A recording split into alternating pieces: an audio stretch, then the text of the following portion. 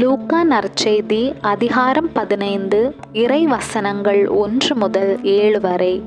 வரி தண்டுவோர் பாவிகள் யாவரும் இயேசு சொல்வதை கேட்க அவரிடம் நெருங்கி வந்தனர். பரிசேயரும் மறைநூல் அறிஞரும், இவர் பாவிகளை வரவேற்று அவர்களோடு உணவு அருந்துகிறாரே என்று முணுமுணுத்தனர். அப்பொழுது அவர் அவர்களுக்கு இந்த உவமையை சொன்னார். உங்களுள் ஒருவரிடம் இருக்கும் 100 ஆடுகளுள் ஒன்று காணாமல் போனால், அவர் 99 ஆடுகளையும் பாலை நிலத்தில் விட்டுவிட்டு காணாமல் போனதை கண்டுபிடிக்கும் வரை தேடி செல்ல மாட்டாரா? கண்டுபிடித்ததும் அவர் அதை மகிழ்ச்சியோடு தம் தோள்மேல் போட்டுக்கொள்வார். வீட்டிற்கு வந்து நண்பர்களையும் அண்டை வீட்டாரையும் அழைத்து, என்னோடு மகிழுங்கள், ஏனெனில் காணாமல் போன என் ஆட்டை கண்டுபிடித்து விட்டேன் என்பார்.